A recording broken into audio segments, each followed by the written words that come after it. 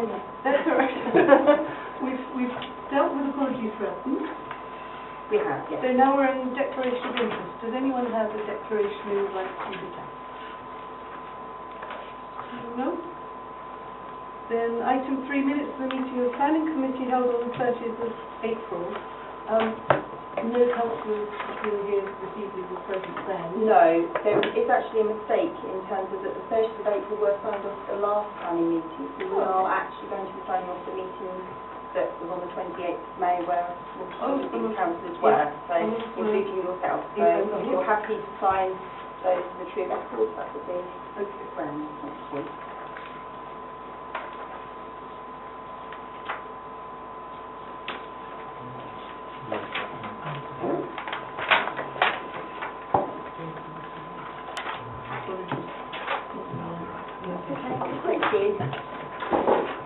Okay, do we have any public questions in according with Standing Orders 22 and 22? No, none have been received. Do we have any letters of objection? No? No? None have been received. So we're straight to number 6, the applications. And because I understand you'd like to say a few words. Yes, well we'll take that one first so you don't have to spend the entire evening here. So we're going to go straight to page 24 and it's 1181.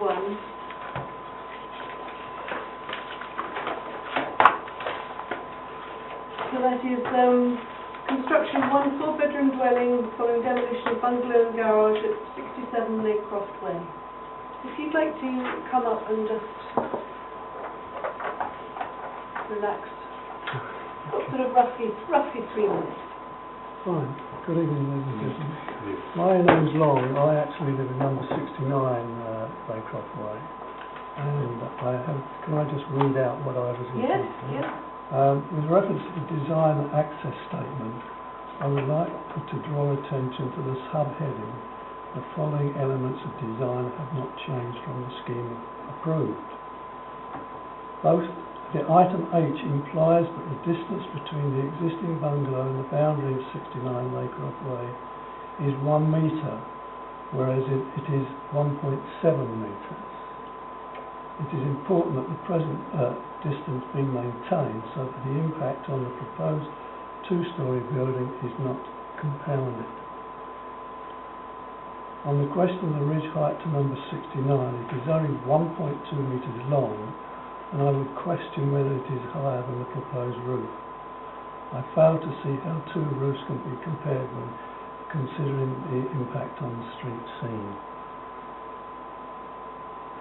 Do you want me to elaborate on that? Yes, please, yeah. Well, basically, this is a photograph of my bungalow, and I'm referring to the ridge line there. The development that is proposed has an overall, I'll call it a flat roof with dormer slopes either side, and that is 6 metres high or thereabouts.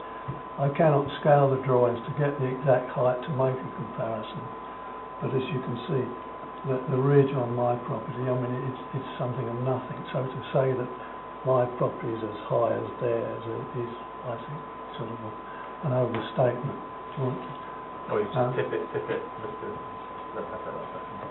I may, is it?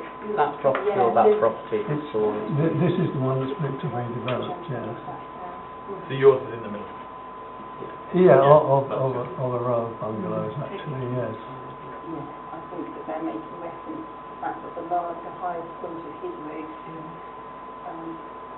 will be essentially the height of the total ridge height of the new roof. Thank you. Okay, as I say, in essence, obviously, there's a 2-storey high building, which is virtually all 6 metres high. So that's they are putting it forward as a comparison, which I find staggering. I don't see how you can compare the two.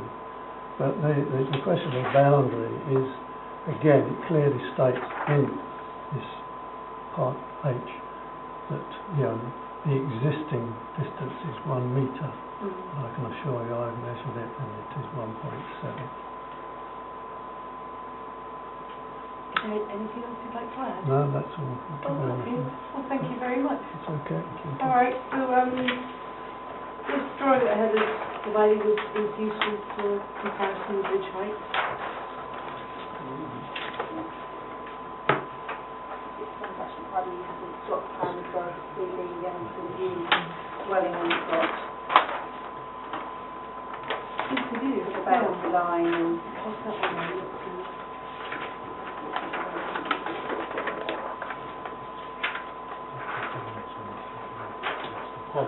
Could I just ask, has the problem with the parking been addressed? Because I know on the previous application there was a problem with the provision of sorry, parking. they make reference to 3 parking spaces, which is sufficient.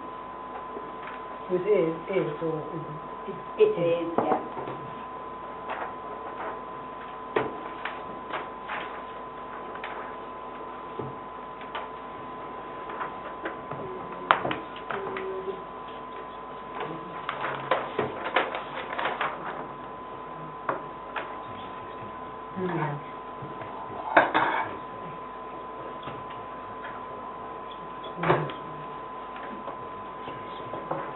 Does anyone have any initial observations?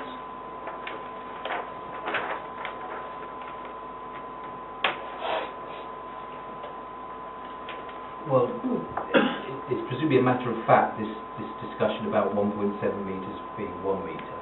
So how is the 1 metre simply a claim from the architects of 67 metres?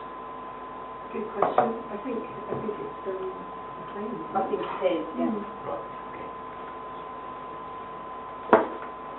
And would it help to say the distance that we're now allowed to build up to a boundary? Well, they request that you leave a metre gap along the boundary line at first floor level, but at single story level you can build along the boundary line. But this is obviously a 2-story dwelling, so they would request that it would be 1 metre in from the boundary. Yeah, okay. Which is presumably why they put 1 metre.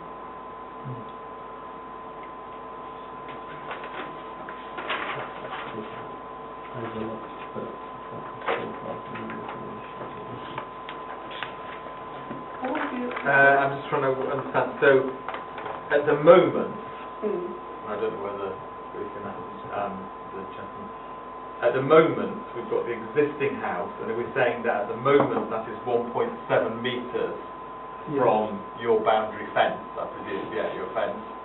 And the application is trying to take it to 1 metre, basically. Yeah, Is that? that's what it looks like. Basically, what he says in there, that he's referring to the existing approval for developing the site.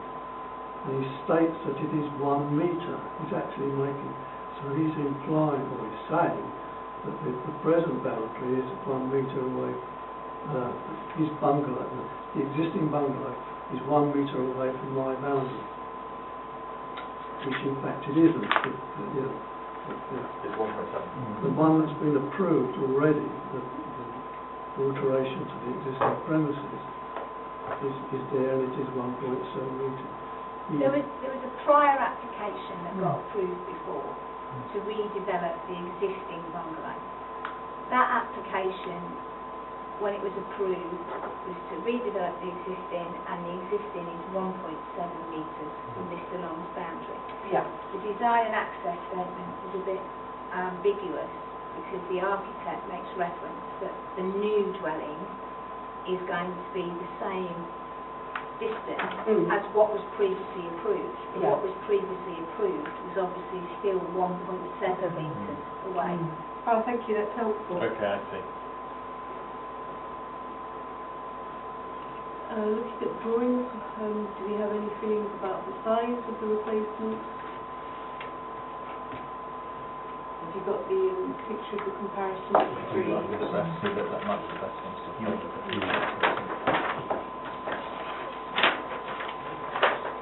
So personally, I would look at that and think there's quite a significant difference between the middle one and the two existing. Agreed. I don't know about the rest of the road, you know. Not well, no.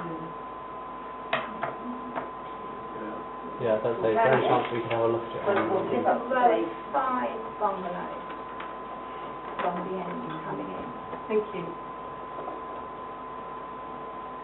and that would be the third one.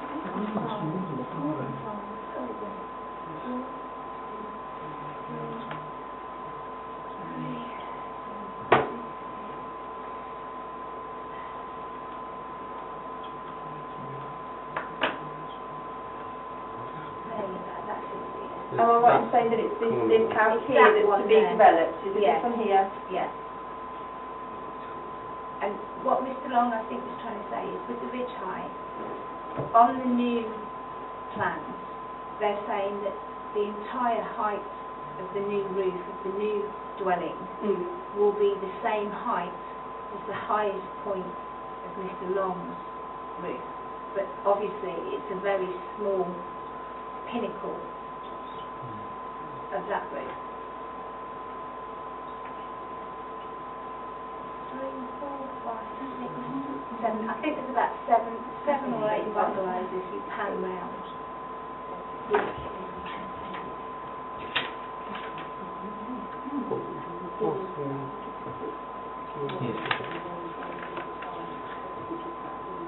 And so just can I ask just a question there? So the 1.7 metres measured is between basically pretty much the middle of that hedge, that row of hedges, and the actual boundary.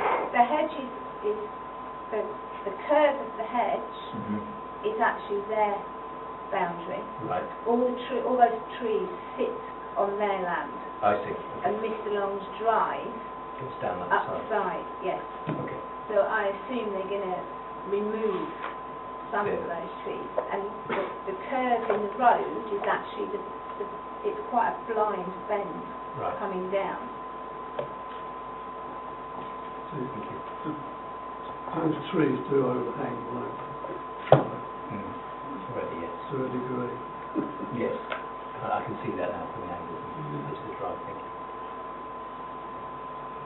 Sorry, just from Mark to be clear, so am I right in thinking that in 2018, effectively, this house did, or the applicant, whatever, did have permission to do quite extensive recommendations, because that's why it says SADC permit, That's right. but as this committee recommended refusal. Yeah. So instead of basically doing what they have permission for now, maybe they decided it's cheaper or more to knock it down Yeah. and rebuild. Mm. Okay. And do we know whether what they're asking to be rebuilt is of a similar bulk and height and dominance as what they already have permission for? Yes, in short. I have got copies here of the application that was approved. So in a sense it's very similar, but it does differ in a couple of areas in terms of the footprint, and that the first floor level, so there's a slight reduction in the places to the footprint, so they've reduced it coming on forward projection, but the first floor was pretty much the same. Right. Just made minor tweaks, which has included the closer proximity to the boundary line that was long. And the height. It's taller than what they got permission for. The reason they brought it in on the footprint is to obviously get the parking, the number of Right. car parking spaces that's required. Okay. John, do you have any thoughts? I'm trying to envisage this. It would appear to be disproportionate to the other residences on the street, but having said that, it is within the current roof line, isn't it?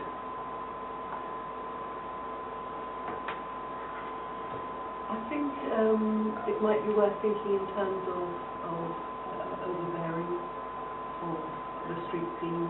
Well, that's what I'm wondering about, saying that it would appear to be out of kilter, but I'm just trying to see, sometimes with drawings that they aren't actually drawing.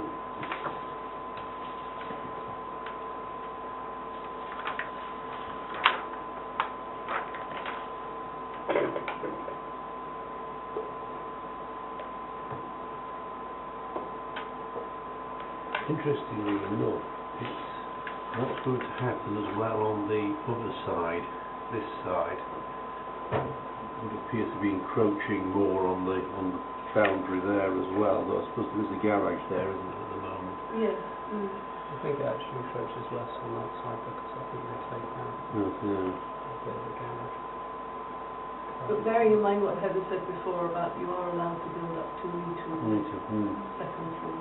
So it's within the It's number. what you can do. It's within the number, yeah. So whilst it might appear overbearing, it might actually be within the allowable amount. It can be within the allowable amount and still be overbearing. Ah, right, okay. I am learning. Yeah, absolutely. Right. Pip, do you have any thoughts? So in the neighbourhood plan, it says it's important to support the ability for older people to downsize should they wish to. So this would strike me as accommodation or housing that is designed for older people. So if you make it much bigger, are you not reducing the amount of housing for older people to downsize to? You are. I can see where you're going with that, but if someone puts in an application and it's acceptable, then you can't really take that into account. So if it was the one small bungalow that had 2 stories either side, Yeah. you wouldn't say, oh, we've got to keep the bungalow, because you could say that actually it fits in the street scene if it's the same as the one on the other 2 sides. So that in itself is not enough of a consideration to say no, you can't do it. No, you can't do it.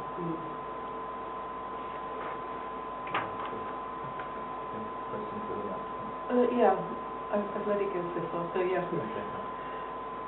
Given the permission that is already granted, and given the fact that you are allowed to build a metre to the boundary, what are your key concerns with this? It brings a larger building closer to my property. I suppose between the new application and the application that has already been granted planning permission. The overall plan of I think the second one, I have to admit that it's an improvement from an appearance point of view, but I don't see the need to bring it into a metre because the footprint is smaller, the frontage is the same. So if it was going, they were going to get the same size building using the existing boundary wall, why move the whole thing over? I think it's the bulk and mass with the roof height. I think in reality, we've spoken about it. The idea of someone building a more energy efficient, well-constructed property is something that should be welcomed. It's just the actual bulk and mass of it once it's done, because it's taking up a much larger area of the footprint, and it might help if you scan a bit further up the street, you'll get an idea of Mr. Long's bungalow is obviously there. There's 2 more the other side of him, and if you pan round, you get an idea of how many bungalows there actually are. So it's going to be quite large in that street scene going up the road.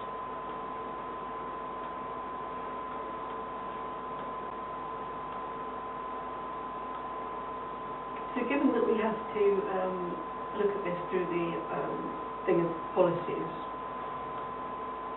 I think we have to start narrowing down exactly what our objections are, if we have any, and then how do we apply the policies that we have now in our neighbourhood plan, and we can still use some of the ones from the local plan. We can, if the neighbourhood plan doesn't cover off and we feel strongly about something, then yes, I can find one from the neighbourhood plan. Yeah. So my personal opinion is that it is overbearing. I think it's an overdevelopment of the plot, and I think it has potential to have loss of amenity for the neighbours. So they would be my 3 things that I'd be looking at. If anyone has any other thoughts they'd like to bring, by all means say. I mean, I agree with exactly what you said. I'm just thinking, reading the history and the reservations that you had before, or whoever it was in 2018, I mean, they seem to be the same reservations, really. I mean, I don't know whether the policy will have changed, but whether it is the same policies, whether we could just use the same thing, because it really is the same reservation. Oh, right, no, because we now sort of try and base it on our neighbourhood plan. So this is your... We can bring others from, We can link yeah. what's the wording in Yeah, here yeah. to the neighbourhood plan. Yeah, absolutely. I don't know. It just seems to me, reading the committees, what the committee said before, is probably what we're saying now. Yes, I need to get Yeah, a clearer yeah. idea whether Yeah. anyone is saying that. Right. I think of the policies in the neighbourhood plan, I think you could argue that it is an overdevelopment, and I think you could argue that it is not quite in keeping with the street scene. And I do think there would be lots of amenity, so I wouldn't object to those being part of the recommendation. Right. The bit about it straying close to the boundary is the thing that I'm most concerned by. I think actually the fact that it's going up a story, I don't necessarily think would be that much sort of out of place on the street, given that sort of 2 doors up from it you've got a sort of what looks like a very similar type of development. But I would be happy for the committee to go with the objections that you have laid out. Okay. Which points towards recommending refusal. So what precisely from the plan is relevant, just to clarify? Okay, which policy? Yeah. Yeah. Okay, so do you feel ESD1 would be relevant there in one of So- the brand new builds? So, Chair, for me, I think based on what I've heard so far, I think you'd be looking at ESD2, the first part of that, which is on page 34, which relates to local character and heritage. So, not so much the heritage element, but you'd be looking at the height, scale, and design. So, not as much design based on what I've heard, but I think you would be potentially able to use ESD2, given the concerns of height and scale, and then potentially supplementing that with the previous comments you've made before, and potentially linking into those local plan policies should they still be relevant. Yeah, which would be for me varying and not amenity. Okay, so of the policies that we used before then, I wouldn't be able to use policy 40 and 41 because they relate to parking. Right. The parking has actually been addressed in this particular application. So it would be policy 69, which is design and layout, which is what we have in here, and policy 72, which is extensions on existing buildings. Did you want me to elaborate slightly more? Well, it's not an extension. No, so it would be policy 70 then. Yes, it would be policy 70, which is new build. 69 is still relevant, which is general design and layout, and policy 70, which is design and layout for new housing. So it will be, I can work my way through it. So policy 70, small one. Small 6, which is policy between dwellings. And I think that would be it. Okay. Because the rest of it is not relevant. Okay, fine. So can I have a show of hands to recommend refusal? That's great, thank you. Okay. In which case, that's what we've decided, recommend refusal on this occasion. Okay. Thanks so much. I'm sorry to send you out in the rain. We have an umbrella, we have a car, so it's fine. Thank you. You're welcome to pause downstairs for a short while if you wish. It's absolutely It's different. absolutely Oh, horrible. It's horrible.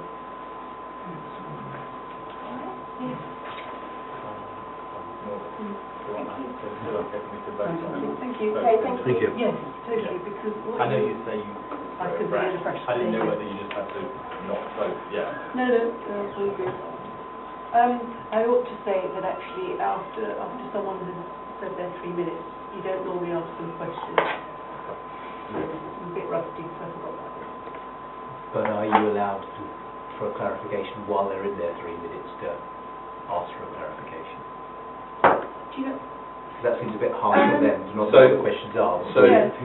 so officially under standing orders, no. However, the chair can suspend standing orders in order for that to happen, which is essentially what, I did, but I didn't say it, because I Yes, should have said it. which Mm.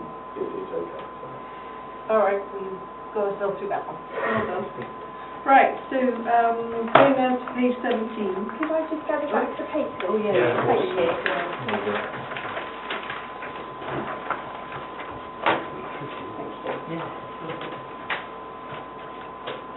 The fun bit in a second where we've got the hundreds that don't actually have to be considered. Well, it gets better, doesn't it? So I'm going to start with the first one, which is no comment required by the committee. Second one doesn't meet the criteria for consideration by the committee, so we're 2 down already. The third one is 0949 210 Station Road. Would you like me to say what I've said? Yes, please. Or do you Yeah. want to? Okay, so my notes were put on this is that it's partially going over the existing outbuildings on the footprint. The neighbours also extending at the same time. Pair of houses sit separately to the others in the row. Car parks for mallard users at the rear, so there is no impact from the proposed extension. Parking only appears to have one space.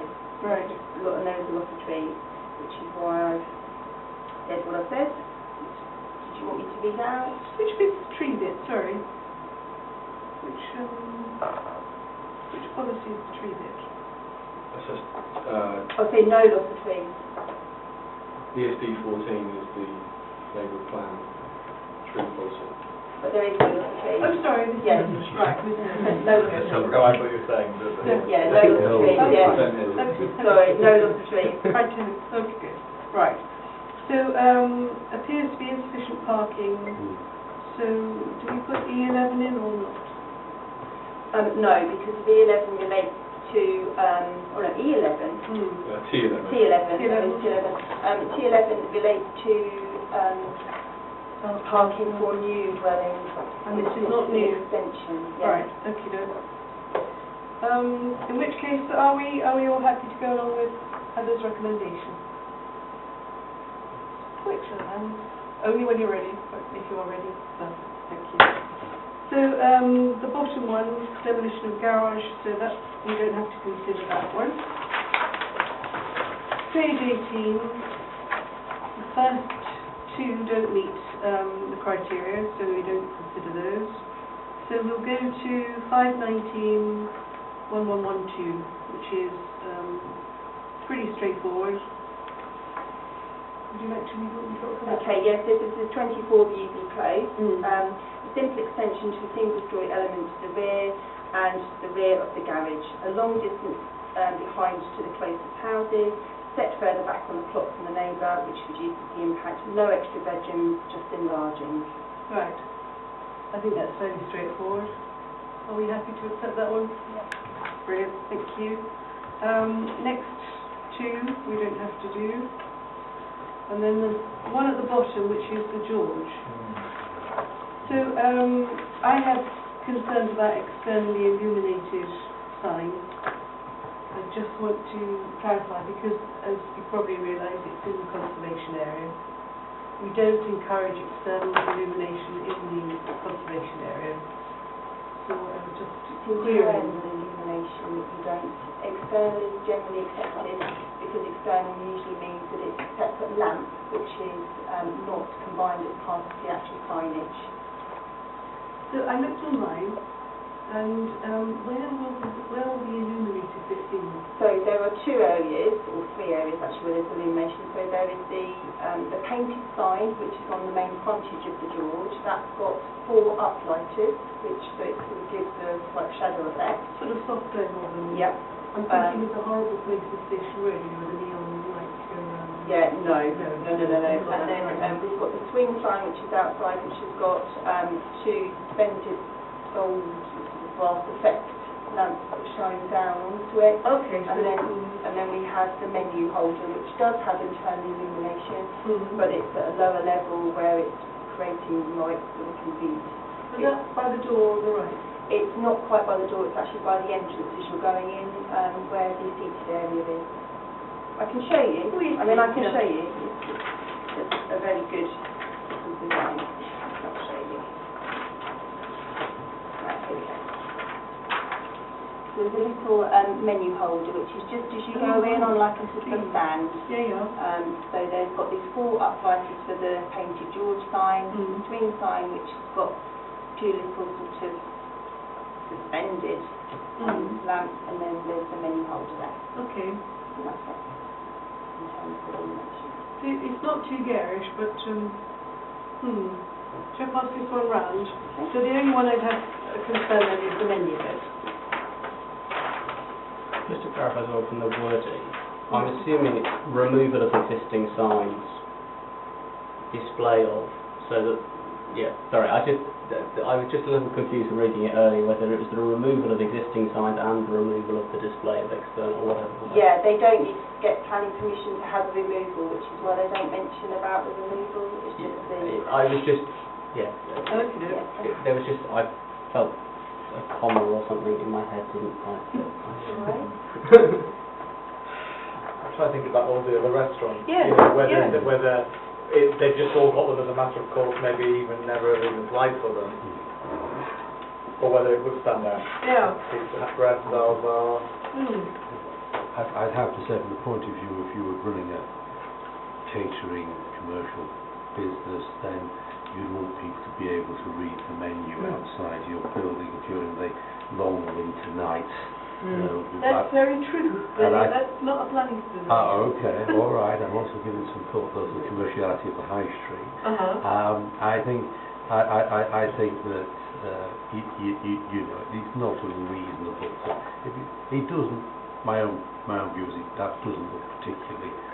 Oh, I mean, if it was bright Las Vegas neon, then clearly not appropriate. But I would have thought that it's not that distasteful and has some genuine commercial use. My genuine view on that.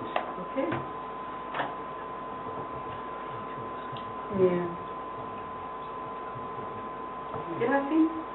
People have got to be able to read the menu. That's fine. Fair enough. I think I probably am. The only thing I would say, it is quite prominent because it's right at the front, isn't it? It's not by the door. So looking at that, it almost like just sticks out in jars a little bit, but maybe it's not reasonable. The only thing I would say is if people walk past restaurants, if it's there, people will read. If it's not there, they won't read it. And I'm trying to think of other businesses on the market, and I'm sure that there are others with illuminated menus. I'd have to think about that, but I think is it Lushman's down here have one? Lushman's. I think they have one. I may be wrong. Can't try to think now. I think it's externally illuminated. Off the top of my head, I think it's like that. Just a quick one, I'm assuming that things like the, I don't know what it is, the wattage of the bulbs or something isn't going to be sort of garishly bright. We're not going to end up with spot. I mean, well, it does tell you, just as it's LED, internal illumination, battery powered.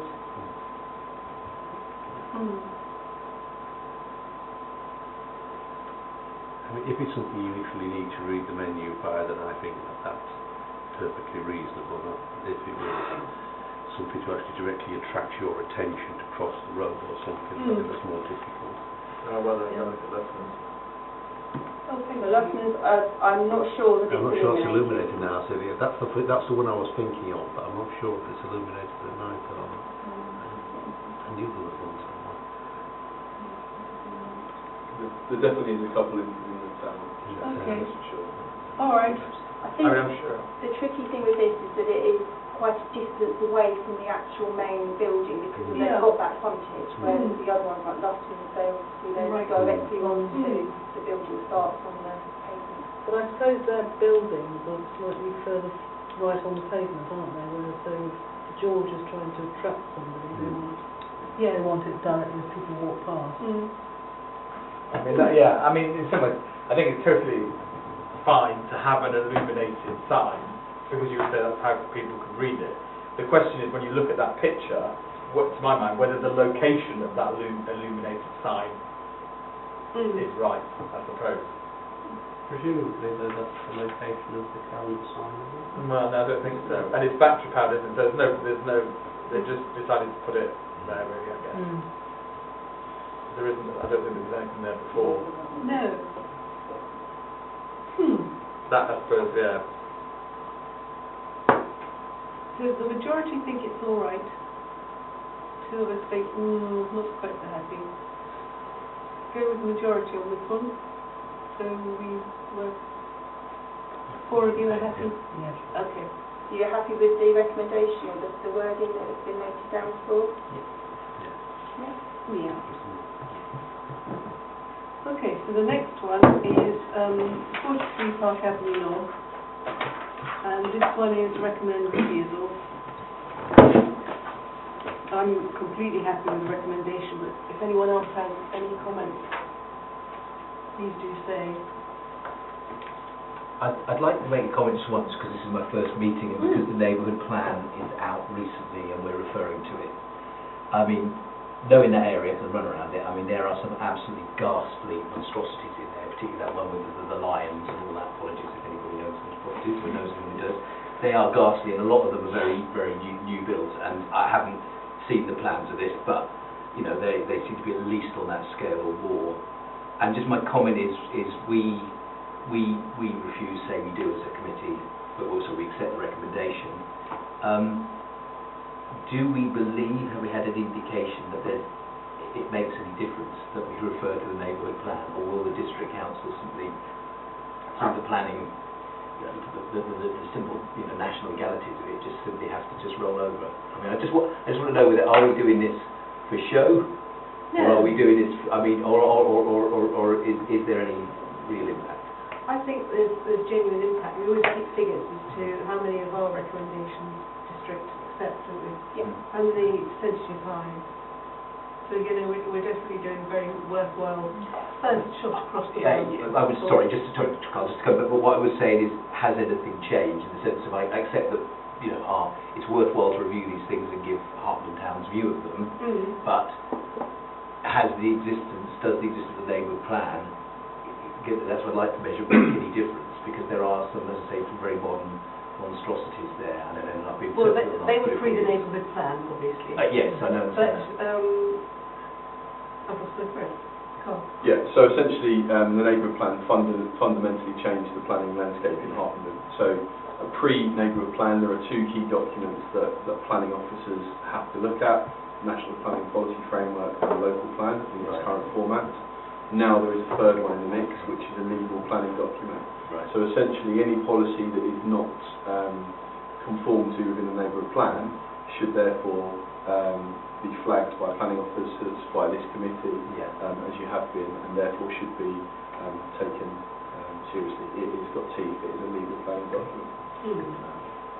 It's a little early to say, to be honest. Yeah, I appreciate that. Yeah, with the application, we'll start to get a much better picture in the coming months as to once recommendations or once applications are refused or warranted, then we'll have a much better idea. But it's too early at this stage. Yeah, just, if I could say, just one other thing to say is that one of the ways, one of the reasons why the neighbourhood plan was developed in the way it has, in terms of having 60-odd policies, was to ensure that there are there's a menu of policies that can be utilised in order to comment on applications. So, you know, naturally, if you've got one policy that you're kind of hinging your refusal on, then actually that's a lot weaker to be able, rather than be able to say, well, you've got ESD2, H4, T11, and they don't conform to all of these. So that's one of the strengths of the neighbourhood plan as well. It has lots of interlinked policies which help to build an argument both ways, to be honest, actually, because there will be, I'm sure, some applications that come forward that we would be, you know, very supportive of. And again, that we can use the neighbourhood plan in a way to support applications in the same way we can use in this example to diffuse should the committee wish to. Is there much of a difference between the previous calculation? No. It's exactly the same? I've got it here, cannot see much difference to the withdrawn application. No. But it was withdrawn, which was interesting. That was a bit of a gauge. They withdraw an application and normally if something's flagged, it's being modified.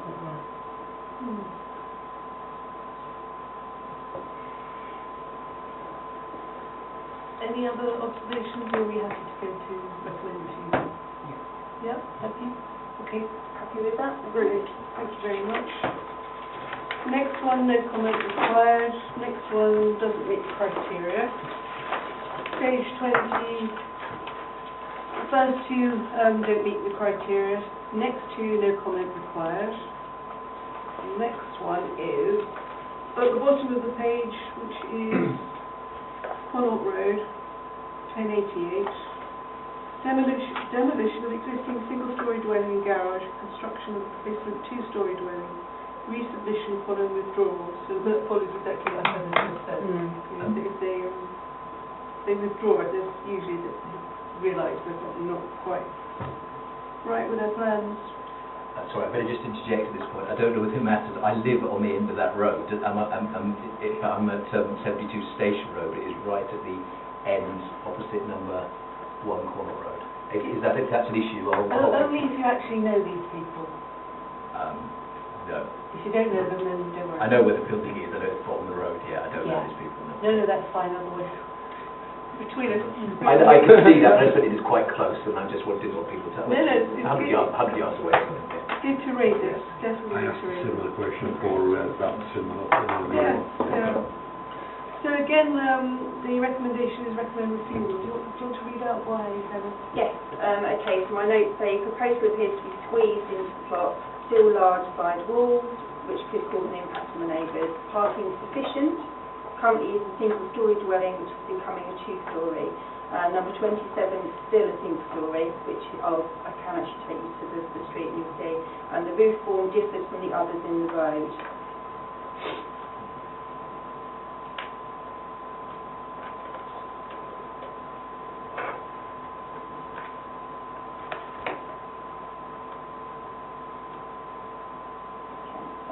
The house in question is, if you can see it, this is the one here at the back. Very quickly get out so you can see.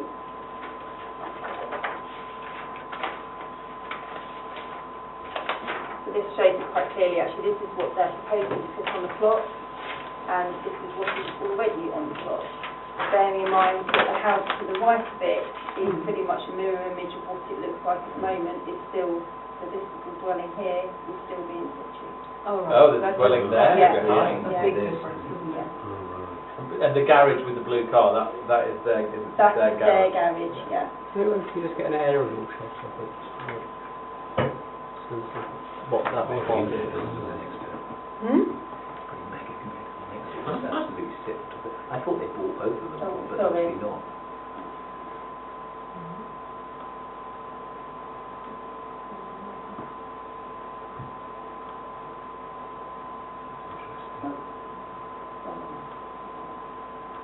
Okay, so it's not the little tin, it's the one there that's in question. And Yeah. that's two, or is that one? So the one where the tin is one dwelling, and the one where my cursor is another dwelling, which is the one that is to be demolished Okay, in place. yeah.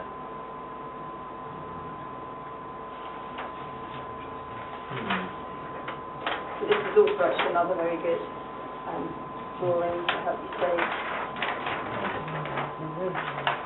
I mean, it makes the other one look like a shed. They are. I mean, the proposal is in keeping with the other houses. It is, having said that, in itself, It's not in keeping not with the ridiculous. house next to it. No. Yeah. It's not. It's probably this is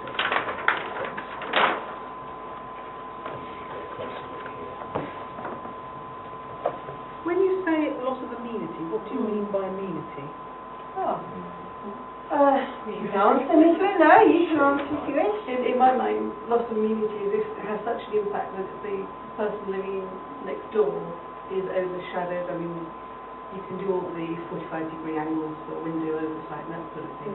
But it's definitely a feeling. If you were like that little bungalow and you had this massive two-story, that's loss of immunity to you as a neighbour. So Like loss of quality of life almost, maybe. It Yeah. can be loss of life as well. Where loss of life. You can also, yes, if you currently enjoyed sun at a certain time in the day, you could potentially lose it completely. Yeah. If you've got a large, And a view? no. That's not Not that That's not known. Unfortunately not, no. But amenity, is it defined anywhere? Let me have a little look in here. It's not defined in the neighbourhood plan. No, certainly not.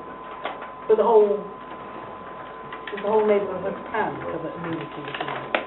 Yeah, so the way I would probably describe it is some of the specific policies in the neighbourhood plan kind of bring to life what we would previously have called loss of amenity. So when you look at kind of the height and scale and proximity to neighbours and character of the street and all kind of things that I think have previously been wrapped up in loss of amenity.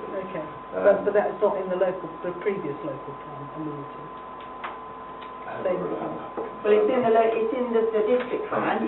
Yeah, it's in here. So there is I'm just looking here. Yeah. There is one which is termed effect on adjoining property, and the wording says the light, privacy, or amenity of adjoining property shall not be unacceptably harmed. It's also classed as privacy. So if you've all of a sudden got a window that's looking over your garden that you didn't have before. So they're going to be like that, aren't they? I don't know where the windows are of that, the next door one. I don't know whether they are going to live where they like. I think it's a case of that all of a sudden they've got a two-storey dwelling Doing next their door garden. where Yeah, they're currently yeah. in a bungalow. Yeah, no, I agree. That would impact light, surely. Yeah. Sorry, just a comment. Do we need to have an objection or review of the owners of this bungalow? Because I mean, speaking from a liberal perspective, a small L, if it doesn't affect anybody else really, and if it's in keeping with the area, other than if I was living there, I would be here like Mr. Long was in Spades. But if this person does not mind for whatever reason, it just seems a bit for us as a committee, and given what else, we're almost objecting, refusing on behalf of them, and that's kind of reading their minds a bit. The bit of background knowledge with this is that the last time that this came to planning, there was also a tandem application for that neighbour. Right. It hasn't been presented this time. So there were 25 and 27 were both up at the same time. So there is a possibility that potentially if planning is granted for 27, it then sets precedent for 25 to put in planning itself. But we can only look at the drawings as we have in front of us today, and at this point there is not an application in for 25. But there are currently, actually looking on here, there are 2 third-party comments on them, or objections. There are. On them. Yeah, so I'll just look to see where they are. I know that it doesn't make a difference to us, but how on earth would you build around that garage? You wouldn't be able to get the machines in. I'm not going to go. Yeah. Well, no, the proposal is... Oh, no, they are. Give me the thing in it. No. The garage on the proposal, I assumed it was the same garage. 35 Cornwall Road, which I assume is this house here. Oh, okay.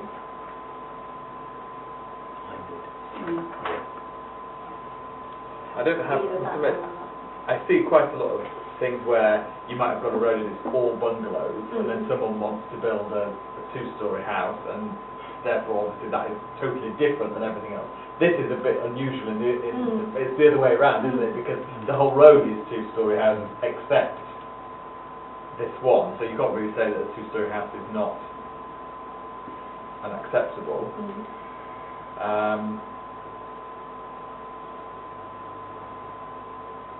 How do you think it sits in the site itself, though?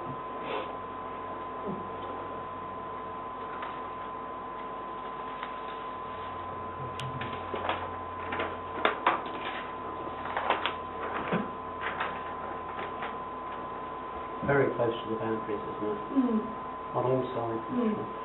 Apart from the back, but not 2 sides.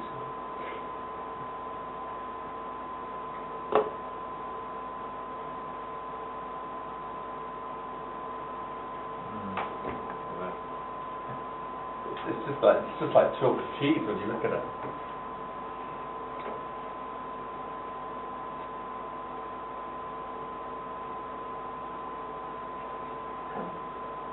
How many objectors to this 35 Cornwall have they got any case. I can see why they don't want it, but I don't know whether there's anything there that fits within anything. So their question is if it can be, we could on their behalf, if it's seen from the road, for example, that could be an effect on the street scene with the road behind it, could it not?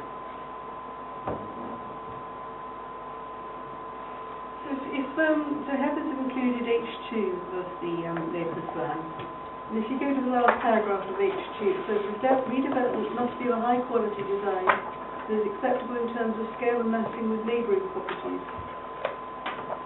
And the one right next to it, it's not very conforming at all, is it? No. Which page are you on? That's 48, page 48.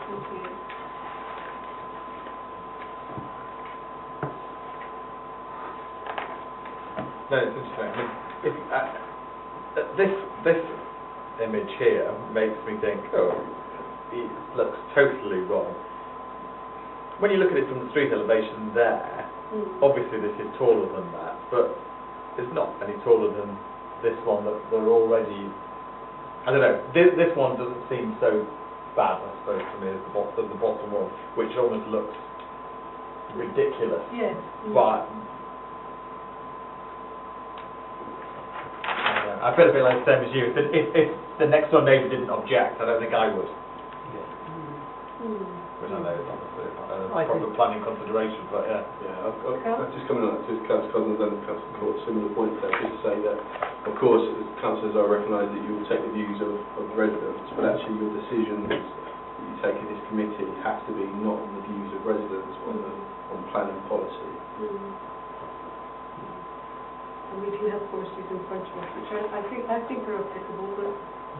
I think that if we have said that other properties are overdevelopment in their sites, I don't think that we can argue that this is not an overdevelopment in its site. Because it's close to its boundaries, it's tall relative to neighbouring, well, a neighbouring property. And I think it's also, from what's said there, tall relative to not neighbouring properties so much, but other properties in the vicinity. Yeah. No, I'd agree with that. It's the use of the word site, isn't it? I mean, it's the site to one side is problematic, the site to the other where the house is not. But, So can I get a view on recommended changes to this one? Yeah. Okay, then that's what we'll go with. Thank you. If I were them, I would both apply at the same time, Well, yes. or one joint application, to be honest, because it's really only the amenity of the neighbour. Did I have the drawing back in? Thank you. Thank you.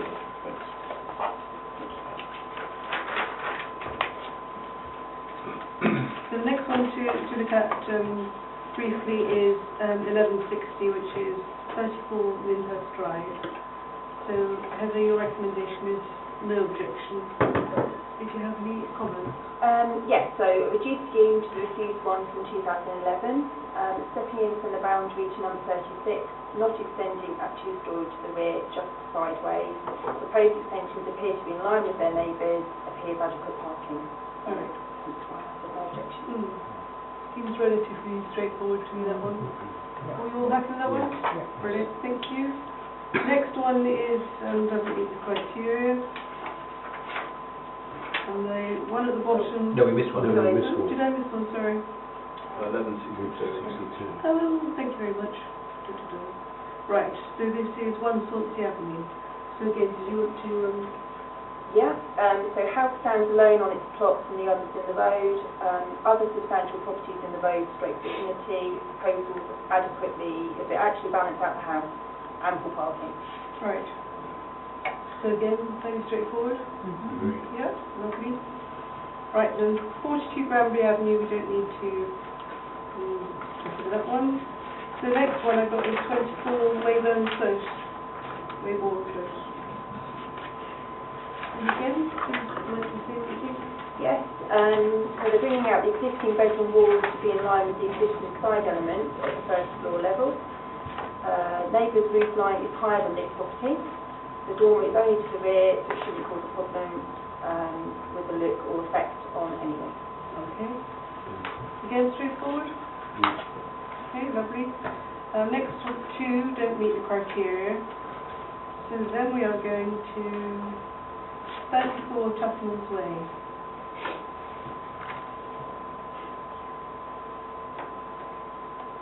Over to you. Okay, so the proposal essentially differs very little from the last approved application. The only changes relate to the addition of roof lights in the roof to create roof accommodation, no impact. What about, because it's a partial conversion of the garage, is there still enough parking? There is. Okay. I put okay next to that one. Does anybody have any thoughts? Are we happy to go with no objection? Lovely. Can I just, sorry, I just wanted to understand something. The SADC refused the previous one. Have I got this right? Or am I in the wrong place? No, it refused the application 5/18/3211. Yeah. But it Yeah. granted the one which was 0340. Oh, there's one we granted. Sorry, thank you. Okay, so where am I? Top of page 23, we have former allotment site, no comment required. So 3 in a row, no comment required. And then we go to 215 Luton Road. Recommendation is no objection. Yes, so the proposal differs very little from the last two approved schemes. A large plot with no neighbour directly to the side. And call these Luton. That doesn't matter, it'll be fine. Okay, so again, very straightforward. Are we happy? Great, thank you. Next one doesn't meet the criteria for us, so the next one for us to consider is we've already done. A couple came in. The next one is 104 High Street, Harpenden, so that is the retrospective one. Actually, I rather like the look of the new one, so I thought that's all right. Don't know if anyone's been to it yet. Which is the shop? The one on the very end. Yeah, Looks smart, it doesn't it? does look much better. That's the ultra light, which is an improvement on Yeah? Yeah. how it's been most of the last 6 months. So I have no objection. Does anyone else? Brilliant. Next one is no comment required. Next one is 104 High Street. Underlined illuminated again. I've got things picturing about illuminated. Okay, would you like to live? Which way is it? This is the same. 104, top of page 25. Oh, sorry. It's okay, no, it's the same site as where we were, Okay. but just the other one, this is for the illuminated signage and the other one was for the shop frontage. Menu box. Where's the menu box going? Menu box is on the wall, just there. Oh, no, I've seen that. Yeah, that's what's that. Just this one, the front of it's pavement.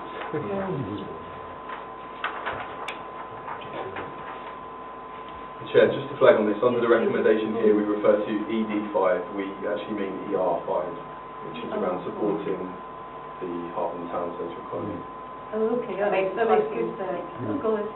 So again, the signage, it's not the letters that are illuminated, it's like a light, a lamp, like an uplighter effectively. Yeah. Yeah. Well, they call it reverse illumination, but based on actually, I have seen this, like yourself, it doesn't have that sort of garish look No, it that doesn't. the internally illuminated box design is they used to be, which one Would you like to look at the lights or are you all reasonably happy? Yes. Reasonably happy? Excellent.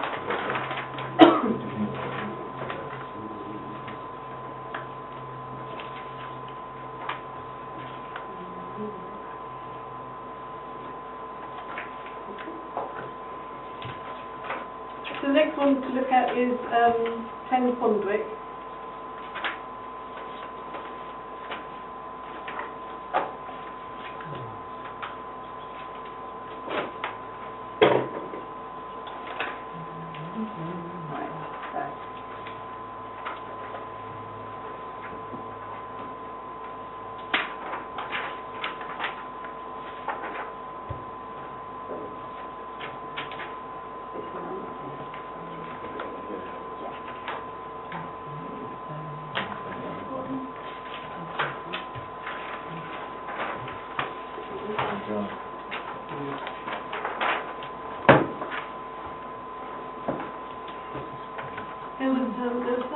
fine with this one. They've got an ensuite bathroom, and the neighbour just wants to make sure it's good and secure glass, which I thought was more than reasonable. I'd be surprised if they weren't doing that automatically anyway. Yeah.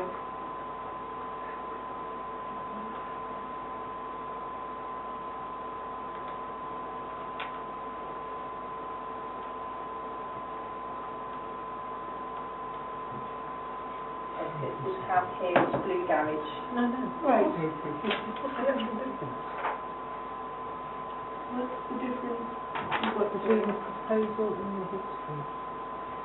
Other than its partial garage conversions, to garage conversions.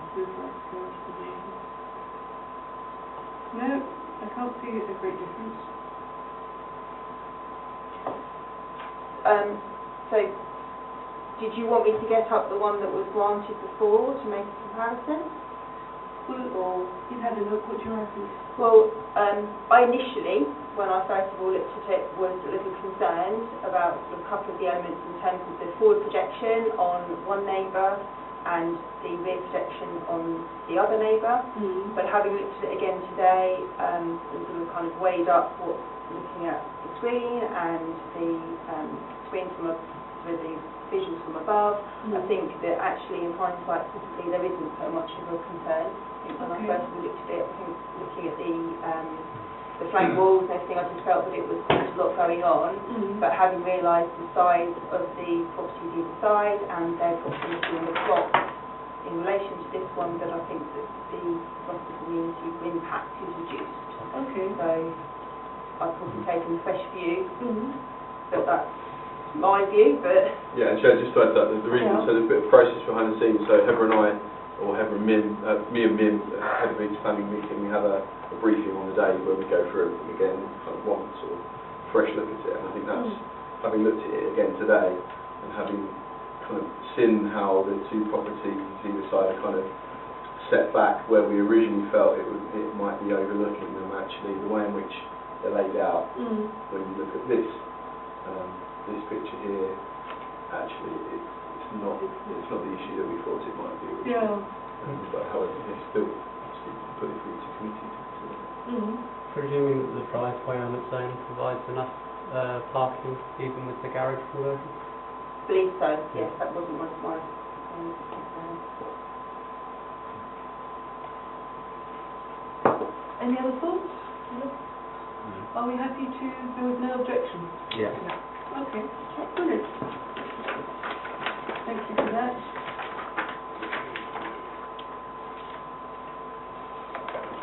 So the next one we've got is a loft conversion at 24 Shakespeare Road.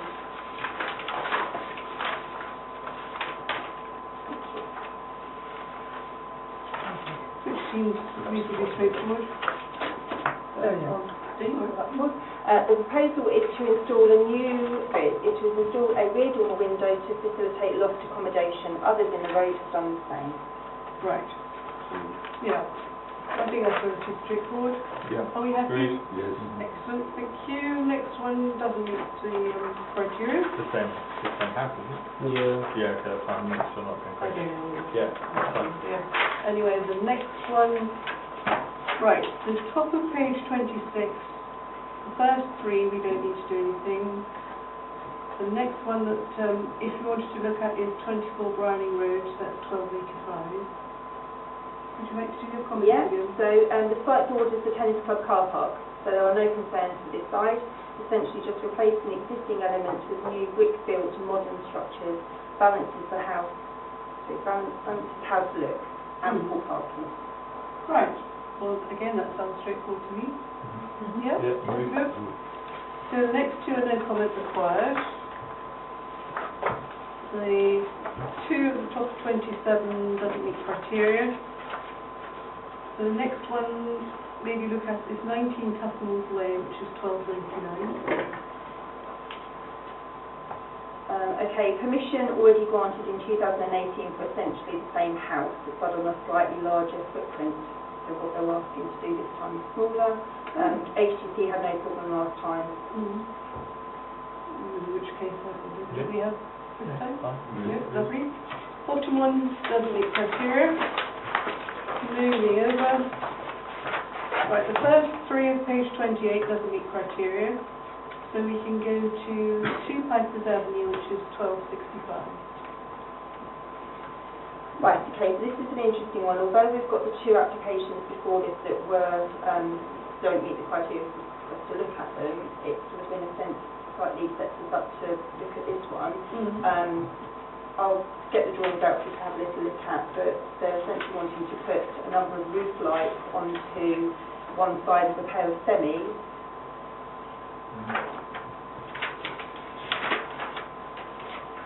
Which I had concerns about essentially unbalancing the property and it's of such close proximity to the house and the other side. This is existing and this is the new, so they've got 3 dormer windows. They've got one on the front, one on the back, and another one on the side. Should we get that image up on the screen? House is it? It's the one with the red car. The one with the red car. Specifically that one with the red one. Yeah. Yeah.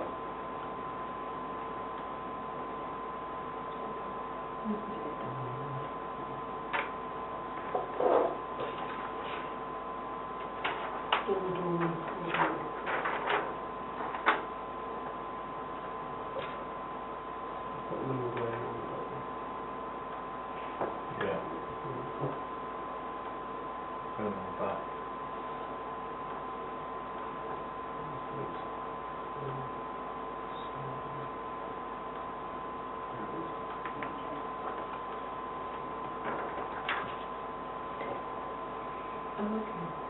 So the house with the red car is the one that's having, they'll put the application in, and then obviously we've got the other semi on the other side.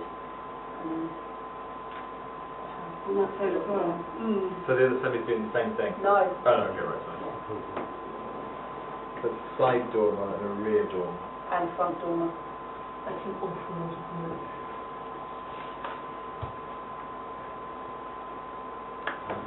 Okay, so yeah.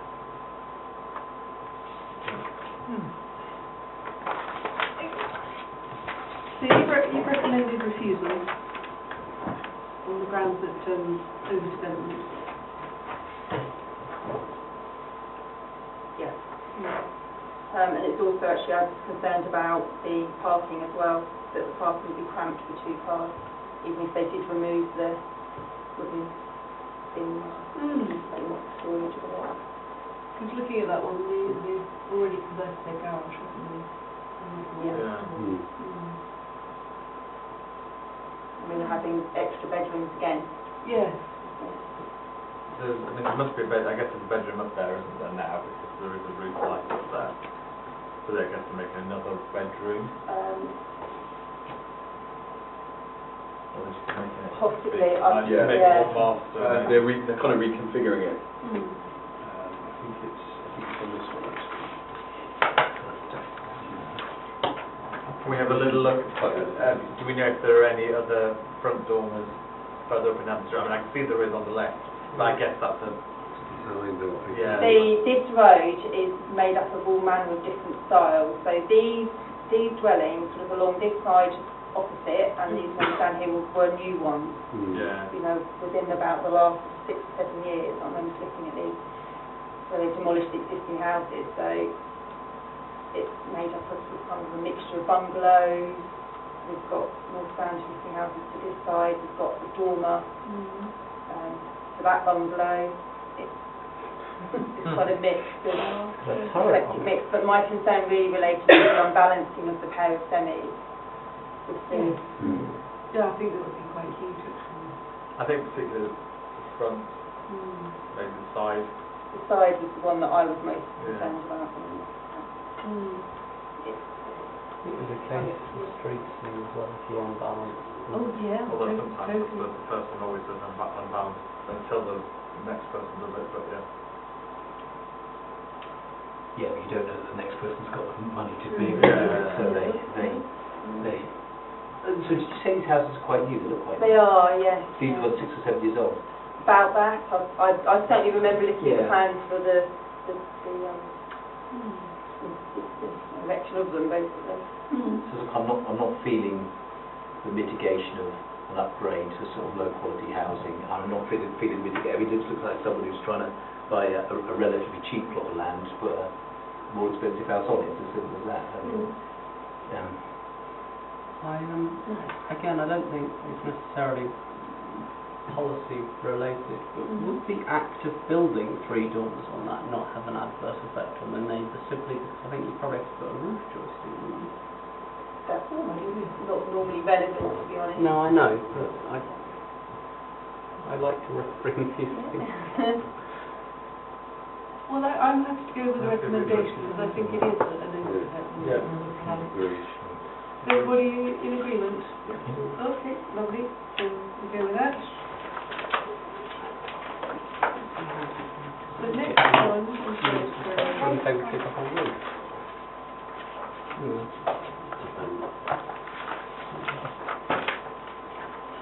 So the next one we've got is 18 Hamilton. And again, you've recommended no objection. Yeah, so we've got another one that's basically the same scheme as what's been already approved, but with the addition of door window to the rear, a good sized plot with plenty of parking. Yeah, I'm happy with it. Yeah. Straightforward. Good. 33 Bewdley Close. So again, has no objection. Okay, yeah, so I've got building over the garage a little more, the water building over at the moment, with no increase in bedrooms, just the size. The loss of garage doesn't appear to affect the amount of parking. It's a single story rear extension which is going to be filling in a gap at the back of the property. It balances it out. So again, I think that's perfectly reasonable. Straightforward. Yeah. All in favour? Great.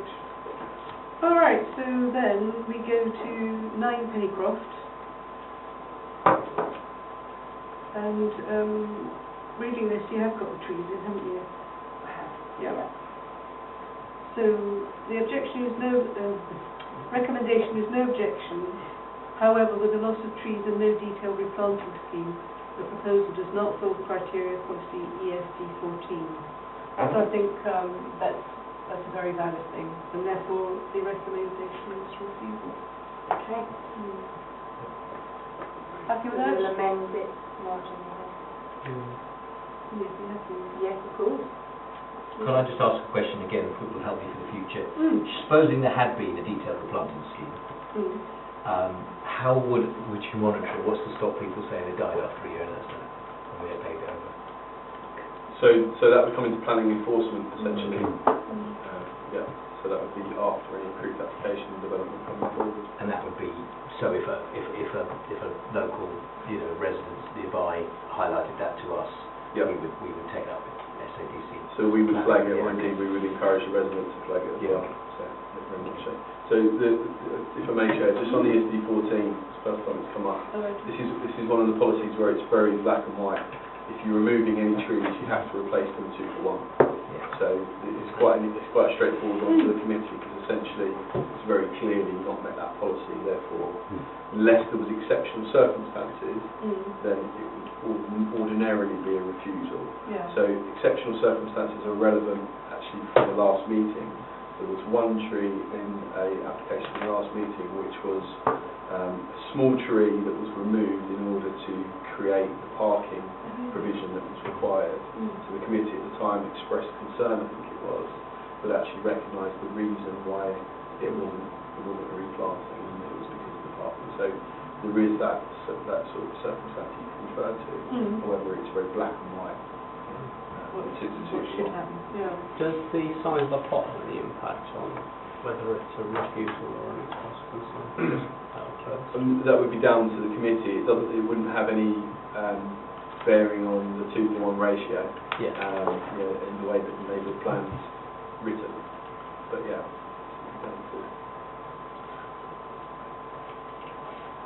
Right. So you have Yeah. Can I just double check on that one, Chair? Yes. So it's recommending refusal based on non-conformity to ESD 14? Yes. Okay, so bottom of page 29, no comments required. Next one for us to consider is Station House, so this is quite a big one.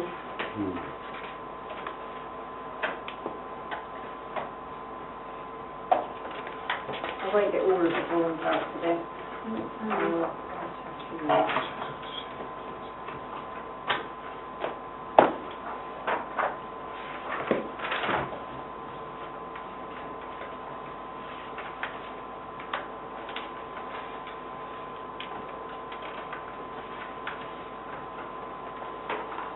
So this is where community meeting point was. It is, yes. Yeah, so essentially what they're wanting to do is to build above the existing shop. I'll get the plan up in a second for you to, the street view for you to see. Brilliant. Are they retaining that area as a shop? Yes, so there is an additional retail space which I believe is this. So we've got Costa, I think it's already there, isn't it? Yeah. And then this is going to be a modernised retail space. But if you think about where CMP is now, you've got what was the office space and a fairly large meeting room behind it, I don't know if you're familiar. And then next to it was, of course, the CMP shop. So actually that seems quite a reduction in retail space to me.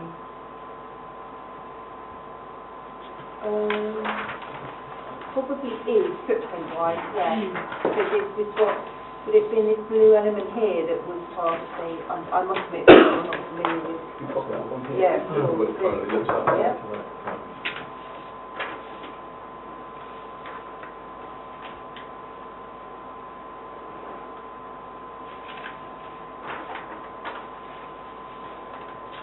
Personally, I would say that's an improvement on the street thing, Yeah. on what's there at the minute. I'm trying to remember what it looks like. This is on, just around the corner from Costa Coffee as you're walking up to the station, That's on it. the right, Yeah. but on the station approach, yeah. But if you think, Let's if go you think over the there. size of that shop that they had, that was quite big. There you go. So the one on the, so you've got the Costa, and then in the middle you've got what was the office area with the meeting room behind. And then on the corner you've got where the shop was. I guess the main difference is quite a lot higher, would you say? Oh, yes. They're building I above guess, it. yeah, that, I guess, I What's the think- property behind, sorry, behind the community meeting, that property we can see? Oh, you know, it's been derelict for ages.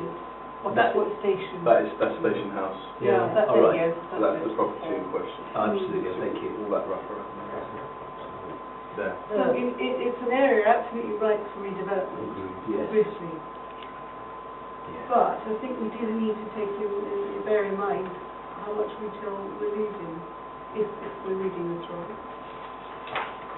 It also, is 9 properties not a large number for that area? I know it's a big area, but So it's 7 1-bed and 2 2-bed. yeah. Does that mean it comes under the major development? Yeah, so that's a very important point, Chair. Just an observation I would make on it. So, particularly in relation to our policy H6 on page 49, which is affordable housing. Essentially, this policy relates to major developments, which is 10 dwellings or more. Coincidentally, this is 9 dwellings. Therefore, it wouldn't fall within that policy at the moment. However, what I would just point out in terms of the existing permission for the rest of the building, which is 12, I believe. They've got planning permission for a section of this already, which is 12, Yeah. and then we're coming with a fresh bite with a further 9. Yeah, so whilst the application in front of you is for 9 dwellings, in total that would take it over a major development, in which case you could make reference to H6 should you wish to, in a way of expression of concern, the fact that overall this would take it over that threshold, and there is no affordable housing allocation set out. And what was the 12? 2016. Just to clarify, which bit of the building is the 9 going in? Is it the whole, or is it just that front bit? It's the front bit, essentially. It looks like it jumps down a bit then. So that's what the house. So are you saying that it is a major development? So the application on its own is not a major development. because it doesn't go over the threshold of 10 dwellings. But I was just pointing out that had this come together in one application, then it would be a major development, and then you could clearly refer to H6 affordable housing. And has it come in at 9 for that reason? I don't know. That would be a question for the developer. Why hasn't therefore, if the other development was already pre-approved, why has nothing been started on that? So, essentially, Chair, we're not sure of the answer to that. What I can say outside of the kind of the planning committee remit here is that we do have significant issues with that property, both in terms of the overgrown hedge quite often and the litter problem, and the fact that that development hasn't come forward in the time period it's had permission to, has been a big issue locally. And so I think as officers we've been quite frustrated that it hasn't been developed. The reasons for that unclear. I mean, it is an eyesore if you come into Harpenden for the first time. That's the first thing you see from the railway station. Yes. It does look like it's in a very run down. But planning commission last, what, 5 years, is it normally? Yeah, or is it 3 now? 3. Yeah, Three. so start within 3. So how much of, I'm just trying to work out, as you walk around, come off the train, see what you showed a minute ago, the station house, the sort of entrance to the office, and it goes right the way around to Costa. The thing that we're considering now, where is the border, if you like, between what has already had permission and what? So, Heather, and are they two separate buildings? along just one, yeah, Carl, go for it, okay? yeah. And then turn it that way. So, Heather, it's essentially this corner here, isn't it? I think it may be slightly more Slightly into than this that, as yeah. well. I've got, funny enough here, and the design access statement shows the blue section of the, so I mean this is essentially the frontage of it, and then you go round. This is what's got planning permission already. So actually, no, I think you are right, Carl. It's the bit I'm confused about is the flat roof, and then up is going to be the fresh. Yeah. Yeah. So my understanding of it is that the current buildings you see there is what the previous applications referred to. This is this kind of filling in the corner bit. Yeah. But I think that's part. I think it's certainly frustrating that it's come in 2 parts like that. Because Same developer. yeah, same owner. Yeah. Well, it's a way to get around the having to. It would be very difficult if it was a different developer anyway, because the two things obviously co-join, don't they? Just wonder if there's an opportunity for us here. If we say it's 3 years for planning permission, the 12 planning permission is nearly done. And if I'm getting a feeling here that we'd all like this developed because of the eyesore and everything else, but there's an opportunity for us to see if we can get some affordable housing out of it. And I can't actually believe if you can put 21 properties on that space there, wherever it's possible that you can't make some provision of affordable housing and still not develop that at a profit. So I just wondered, I don't know how we proceed with that, because In terms of parking, Yeah. So Heather, do you want to give the? Yeah, so they are deficient in parking, in sort of true terms. We've got 9 apartments, we have 6 car parking spaces. so the 9 For the 9. and the previous, and the... No, so that's a separate, they've got parking for that under something separate. There's undercroft parking which you get to off of Arden Road into it, but a large portion of that is actually for the shops, for the businesses. Oh yeah, round the back. Yeah. There is provision for cycle Okay. parking, Mhm. cycle storage, but it's, you need to, Sorry, very niche problem. I'm colourblind, and there appear to be 3, what I assume is blue, or possibly grey. I can't distinguish. Green, blue, green. There are several types of whatever colour this is, and Darker blue, that's lighter blue. Right. So the darker blue is the 1 or the 2? So darker blue is one here. Yeah. And is that the 1 bedrooms or the 2? 'Cause I can't quite work out where the walls are supposed to be. I'm assuming these are one bedrooms?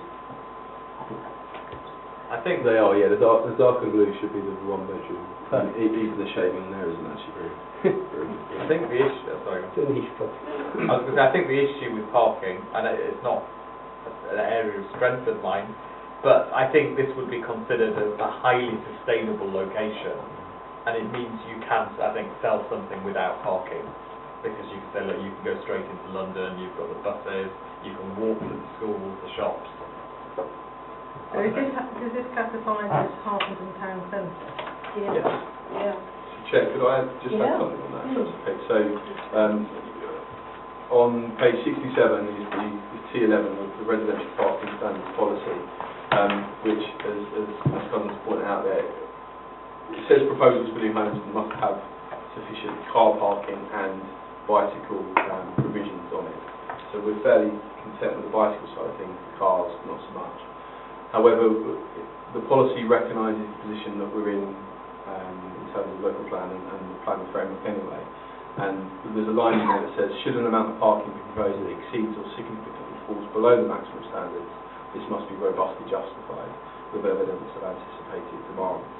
So what we would see in this example here is a developer say exactly what you said there. Given the town centre location, the fact it's near the train station, the fact that it's got bicycle provision, and the fact it's sustainable in that sense, therefore you wouldn't necessarily need to have the car parking provision. Right. So that would probably be the sort of argument that Right. you normally get from the developer on that. And something that I raised in my meeting earlier with Carl is that due to the size of these, it wouldn't be sort of generally thought of that these would be for family homes. They're one bedroom, two bedroom, relatively small apartments, so that would potentially be another reason why the applicant would defend the position. Yeah, but people, I'm in a two-bed flat, but I could be in a one-bed flat. And like people like me bring a car to places like Harpenden, so you're still going to have people in one-bed flats who. They would probably say go and buy that flat or move into that flat. Not quite, but Yeah. I mean, if you were a car owner, where would you park your car? There is the ability for you to park in one of the town centre car parks with a season ticket. Okay, but then that takes parking from shopping. It does, yeah. But the other application, I know we're not considering the other application that's been and gone, didn't have one parking space per flat. I don't know, I didn't look on this occasion. Right, so let's bear down on what we've got to actually decide here. So, initial thoughts, are we in favour, are we clearly recommending refusal? Can you give me a steer? I mean, to me, but it depends what's already been given permission for, if you like, the thing that's attached to this. Given the fact the way it slopes down, this looks much higher than everything else around. And it's quite, I don't know whether, well, I guess it must be the conservation area. But if the other bit has already got this height, then I suppose it's not going to be such an issue, is it? I still think if you come sort of towards the edge of that Costa building, you're adding another story on top of where that edge of that Costa building is. It's going to be I think that's an overdevelopment on that side. But I think in comparison to Taylor Walton, what is opposite, that's quite a tall building, I think. Is it? Yes. And was an eyesore for many years, that plot of land before they built it, and then there was What was that one? But the way it's sloped, put waste and rubbish on it. two stories, isn't it? I would say Taylor Walton gets away with it because it's on its own, whereas if you're putting it right next to a sort of what is quite a squat building, the Costa building. If you look at the angle, to my mind it's going to be quite a lot higher than Taylor Water. But I don't know whether that's... I think that's right. But as I say, if the other bit is the same height, then maybe it's not such an issue. Well, we can only go by what Yeah, those I know. countries. It's true. Colour scheme is completely baffled. So any other thoughts just overall about, do we like the scheme, do we think it's acceptable? orderly, or are we saying absolutely not, everybody dead boys?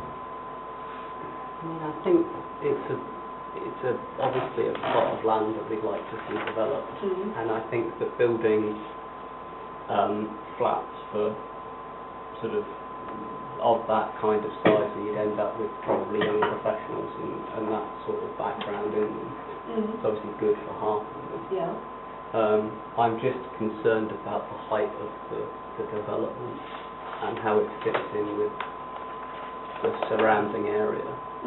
I think that's the very understandable objection. John, what do you think? I have less of a problem with the height because I'm not sure that I'd be overly concerned either with the comparison to cost from that side or the fact that it goes up to the station there.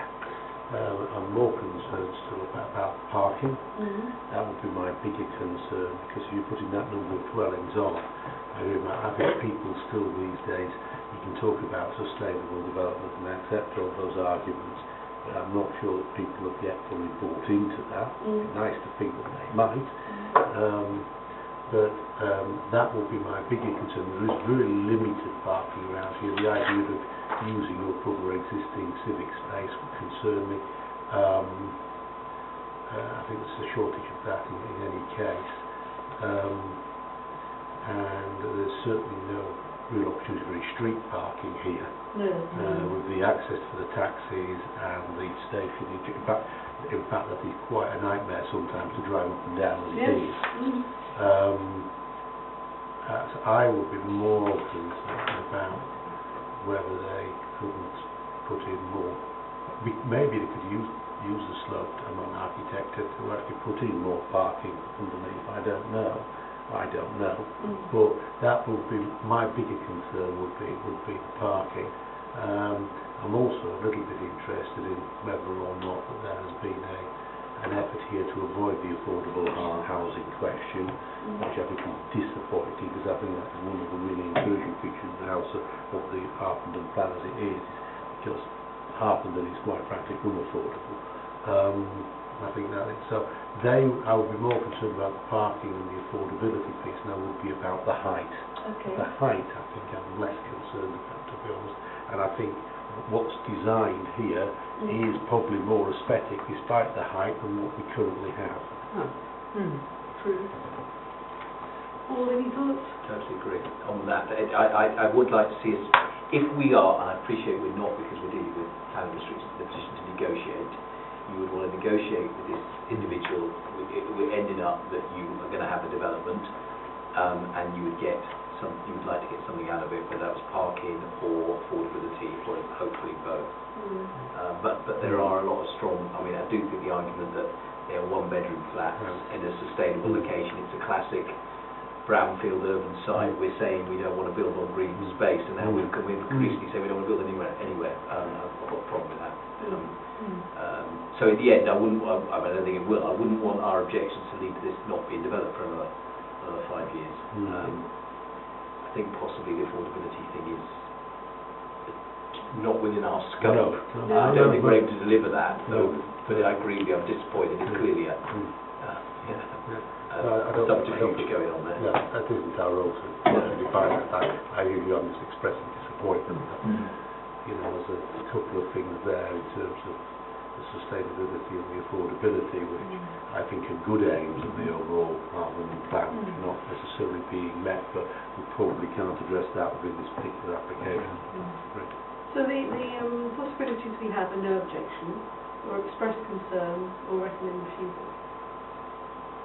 Have you been approached by the developer at all about it? And would you expect the developer to approach you? No, we haven't been approached at all. Yes, I would if it was a major development, so if it came forward together. So one of the benefits of the neighbourhood plan under ESD 1, the design strategy, says any major development has to submit a design strategy, and they have to engage the town council at an early stage.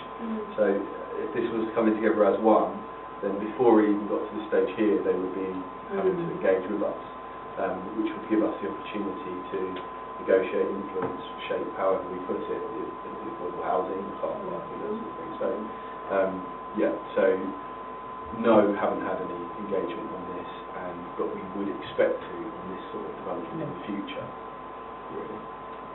But you would like it now? Would you like them to?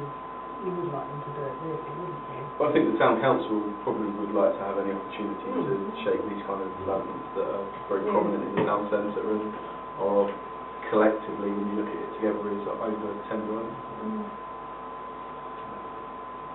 I think, Chair, you set out the three options very well there. I think it's also worth to flag that you can have caveats within there, so you can support an application, and in this case you could say, you're supported given the town centre location, the fact that the current look of the site, recognise the fact that it's got existing planning permission. However, you could also add disappointment or concern, however strong you might want to be, to a number of policies. So you could then reflect on the loss of some retail, you could reflect the point around affordable housing and say that had this, you recognise that had this been considered as one whole application, the committee would be putting in strong representations about affordable housing. Yes. So you can add that you could go with a supportive, but note that you have recognised these policies that you're not 100% happy with. I think I would knock out no objection.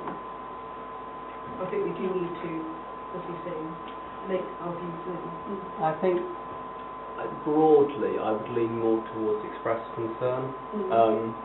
So I think to recommend refusing outright sort of doesn't encourage really sort of things along the lines of these plans. It encourages a back to the drawing board approach. Because I think we could actually say that, I don't like the height, but I think other than that, I think we can say that the parking and the other bits about affordability and things like that are what we're concerned by.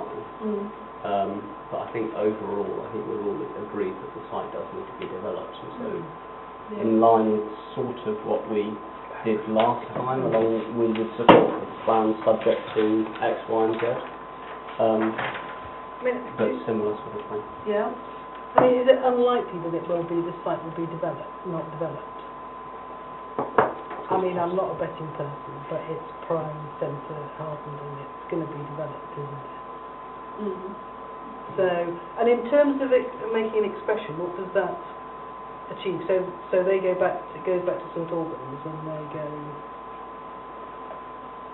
So, in my view, by expressing concern about certain policies, we are putting it firmly in the eyesight of the planning officers who are considering it. Okay. That's one of the championing role of this committee. So planning officers have to use the neighbourhood plan. Right. The committee's role is, I think, partly making sure that they're aware of the policies that we think they should be looking at in relation to applications. So that's the benefit of, recognising, pointing them in a direction of the things that we would like them to consider within that. The potential with that, Chair, is that there is the potential, therefore, to have some conditions. Yeah.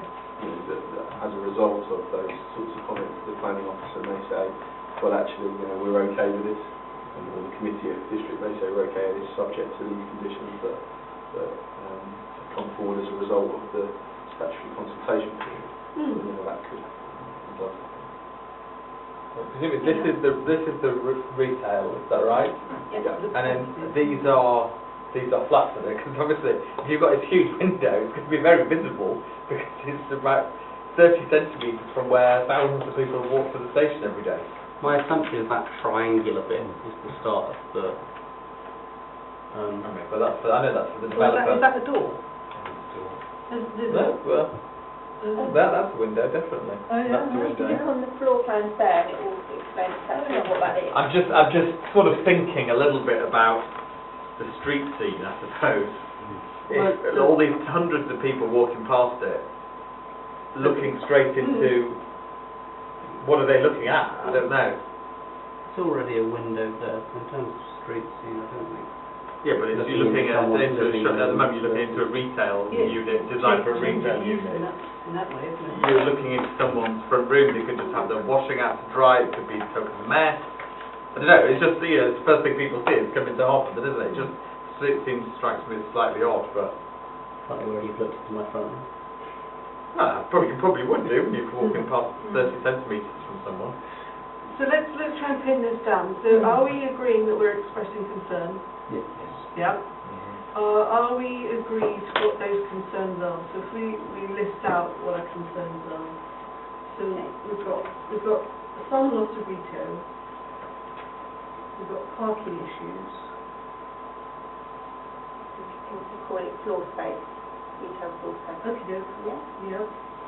I think on that one, Chair, I think it's a change of use from A1 class, from A1 Yeah, class. you sort of snuck it in, That I feel. you'd be referring to there, so that's policy on page 30, ER5, Thank you. which talks about the loss of any retail in the town centre area. I know we've put it all together. I wouldn't have a problem with that one. I mean, I'm fine, I'll get it if I'm outvoted, because I don't think the existing retail is really, if it's been used so little, I think it's fantasy retail. So I think there may be, in a development, one retail unit that's more attractive to a retailer than what we've got at the moment, because most of the time I've seen empty or for sort of charity use. So just from my perspective, I don't have a problem with that. But I'd like to flag it up, so Yeah. that they know that we know that that's been done. Yeah. What else do we We've got parking is insufficient.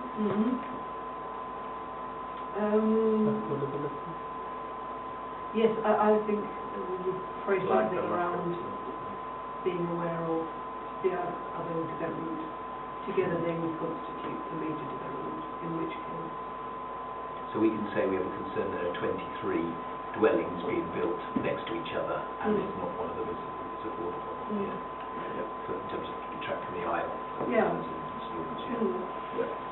And something along the lines of what you're saying about Well, I suppose it's...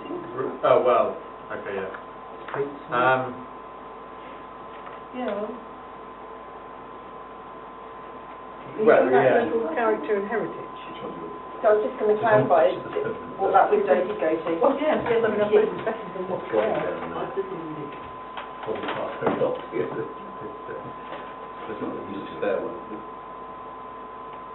Does it make a positive contribution to local character and heritage?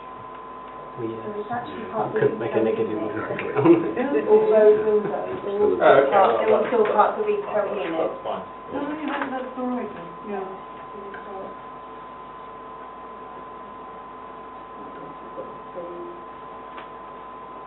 We want... And that's another Yeah. field, isn't it? That's the Actually, maybe it bedroom. isn't, actually. That's the bedroom.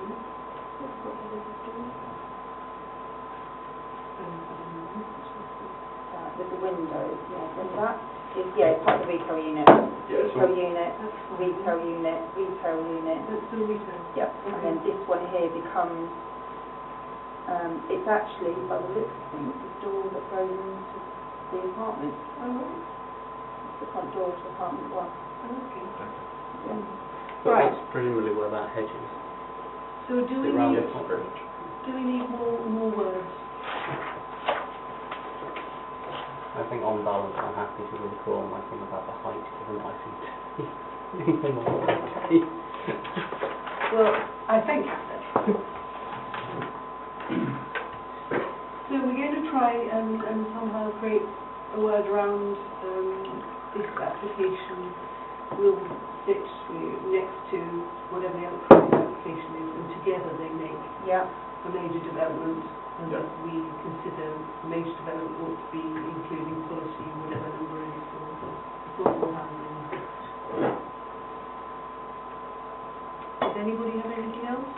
Do you want to make any mention at all of any element you support? Because you're expressing concern over these, but do you want to make any reference to anything that you are supporting? Development of the soil, I think. Sorry? The development of the soil. Yes, yeah. I think it's quite attractive, actually. And the provision of, as we say in the plan, the form of housing that doesn't exist at the right level in apartment 1 and 2 bedroom apartments. In fact, it's in a sustainable area. The fact they kept the resale space. They kept some I prime think we could argue buildings. improve the retail space potentially. Okay. Can I Yeah. just say one more thing about height? I feel as I have to Okay, because you've got, when you look at this, you're looking at you're not comparing it to what's there, you're looking at the application on itself. Okay, so if these, which I believe they are residential flats, okay, when we looked at something the other day, when we talked about previously, about that little house, and then they wanted to build a big house next to it, right next to it, and we said, no, we're generally a bit concerned about that. Yeah. Well, you've got a house here, and then you're putting something almost double the height right next to it. And across, it's in a conservation area, and it's across from a fairly uniformed, where Savills is, that side of Station Road. That's true. So I'm just saying that in a conservation area, I mean, and I know these are not particularly attractive, it is quite a big difference. That's all I'm saying. If you look at it that way, Yeah. I mean, I'm not recommending Fusel, but the other thing I was going to say is, when this goes to the district council, it's quite likely that this will get called in to the committee, and then the committee of councillors, and possibly to what's called planning referrals. So if something gets called into Plans North, it's me and the other local councillors, and we go and visit the sites, and we know them because we live in Harpenden. If this is big enough to get called into Plans referrals, then it's basically the members of Plans referrals. They don't always go and visit the sites, and they're often, but hardly anyone or any are from Harpenden. So I suppose I'm just saying that our comments are useful because it could be the last time that anyone from Harpenden comments on it. I don't know. I'm just saying what I'm saying about the height. I think there is quite a big difference. You're right. In a conservation area. If someone in a conservation area on Park Avenue tries to build something next to it twice the size of their house, we'd all hear about it. Crikey, that would be some building. How many lines you could fit in that one? No, but I mean, holding it up like that, It looks a bit stark, doesn't it? yeah. But looking at the... I just don't know how it sits with the properties opposite. Do you know what I mean? Yeah, but we spin round and look at them. They are tall. Fish and chip shop, aren't they? You've got residential above it with sort of little turrets above Jack's Fish and Chip Shop. That's taller than Costa. That's taller than Costa. But is what's going to be built much bigger than what's there? By the way, is above Costa residential? It may not be, but it's used. I think there are some on there. But this is double the height of, if you like, it's Costa with the thing on top, and then it's double that again. Well, I don't know. On the drawing, Yeah, I do see that. It's 3 stories with accommodation in the roof. So effectively... so it's on top of that existing building. Right, so come on people. We need to get this nailed down. So are we expressing concern about the stark difference in roof height that this will result in? That's money. I think I can refuse. You've made your point. I'm not. I actually think, in a general principle, we should build up. If we're trying to say don't build on green belt, we have to do something which means we get double the number of flats by going up. And for me, that overrides, given its location. It is so a difference of opinion there. Okay. Yes. I think the height of it does have an impact, actually. John? Well, I've already said I'm actually not overly concerned about the height of the aesthetics. I don't think, given the location, that's a particular issue against the other benefits of the overall building. I've expressed my reservations relate mainly to the affordable housing piece, but I also accept that that's probably not part of this decision. I think largely, to be frank, anything would be an improvement over what we have there at the moment. I mean, are we allowed to, bear in mind, we're not, can you say something like, some members of the committee were concerned? No, It has to be. one collective. No. hence I'm struggling here. Number 3 2 With Are you back to now thinking it's a little... Oh, I have always thought that the height was a problem. I'm just happy that there are Your now height. trees. Paul, are you right? I'd express a concern about it, yes. I mean, I'm not Okay. saying we should refuse it because it's too high, Mm. but I think if I were giving a little hint to someone else that's going to look at it, Mm. I'd like them to consider that. Yeah. Mm. What's something I'll say?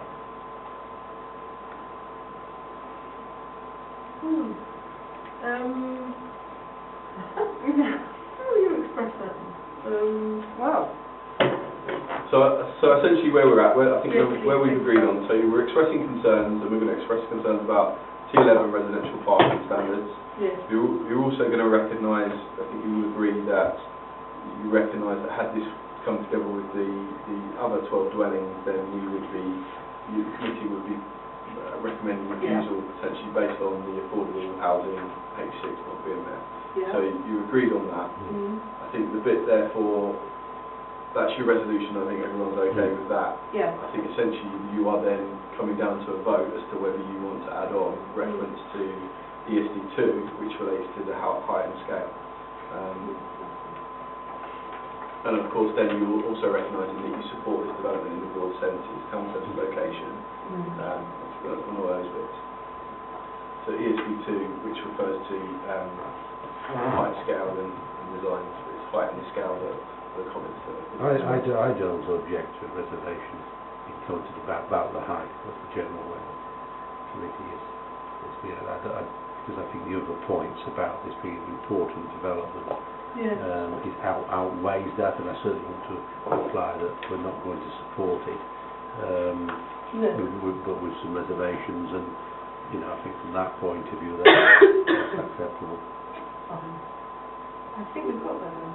Are we all agreed that we've got there? Are we clear that we've got there? Yeah? Yeah. Alright. Right, Okay, you got yeah. that? I just want to raise something again. It is related to this. Mm. Because Pan Autos and Juicens with 14 minimum dwellings are in here, Mm. should a developer of Pan Autos or Juicen, I don't know if it's coming second, the solicitor now comes along and says, oh, we've got a plan for half of Pan Autos, we're going to put 7 properties on. And then what is the status at that point if we think we're going to have another of these situations? I mean, like they're juicing and say, oh, you've got plans to put 9 on. Yeah. So I think in that situation, given that there's a specific site allocation to that site, Yeah. and that allocation specifically says a minimum number, Right. then at that point at which we see that the figure is below the minimum number, we would be looking to engage with them and pre-committee. I would have thought. And you would be able to, you said how you didn't, these people didn't have to engage with you because it wasn't a major development. You would be able to be proactive and say, this was a major development here, and now you're saying it's not a major development. Can we do that? Yeah, so I mean it's a bit difficult with that particular example because it's obviously out there, it's happening, and it's not 7. So I think in that kind of example we would expect to be able to intercept that. So I think what would probably happen is at the point in which we recognise that comes onto the list, the planning list, then we would look to try to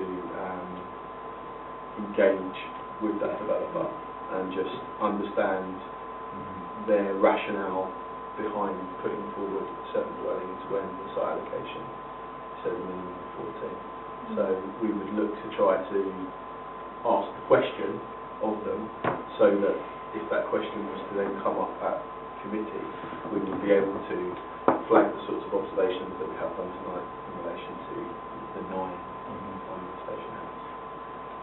Just because they could make 7 dwellings, 2.5 times the size, and then for them it's financially more attractive than why they still built it. Yeah, so I mean in the hypothetical example there, it would be very easy for this committee and the district to refuse that planning application.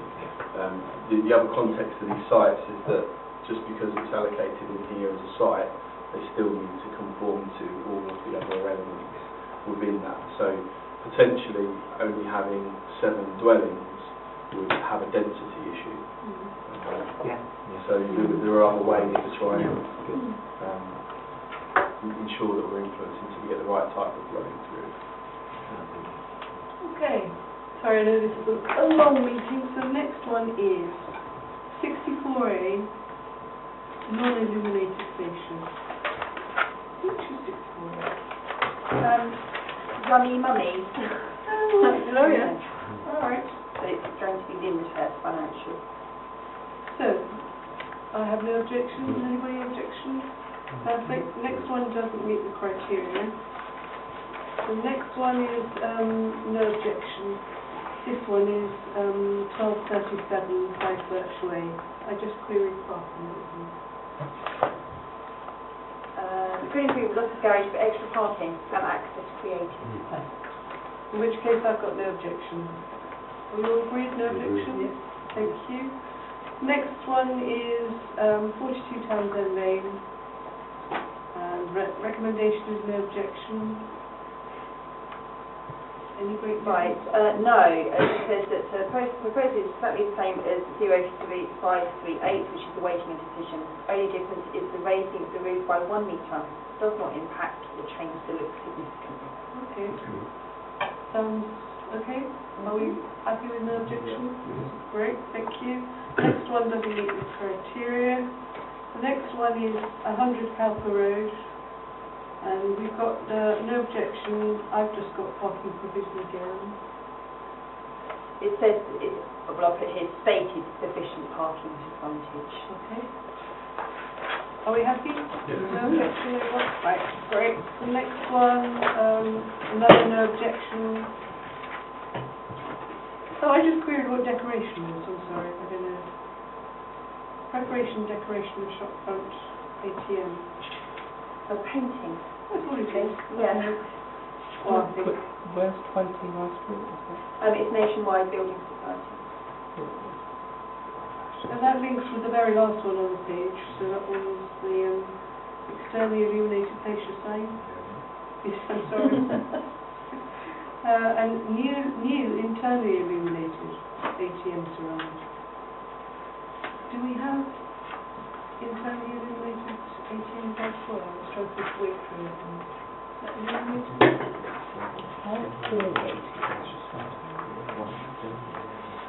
I believe it's standard practice. All right, fair enough. Yeah.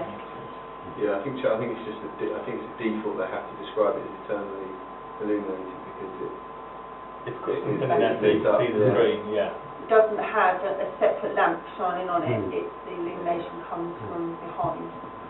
So, is the committee minded to accept no objection for 1292 and 1414, given they're both the same as ATM? Yeah. Brilliant, thank you. So, next two don't meet the criteria, and the announcement is no comment required. I make that. We've done. Okay, great. We have the appeal decisions, and you have the 3 reports. Apart from that, I do believe we're done, are we not? We are, so do you want to just note these few items, the appeals that are there and the weekly list of decisions? Should we just say, note that we've seen them? Yep, note that we've seen them, thank you very much. And then Amity Works. And we've got the date for our next meeting, in which case we're closed. Okay, brilliant, thank you very much everybody. 9:30. 9:30. Yeah, 9:30. Thank you, because I know that was a bit long. Just in time for another one and one plus one. Ah. According to the debate. Oh yeah, I don't do politics.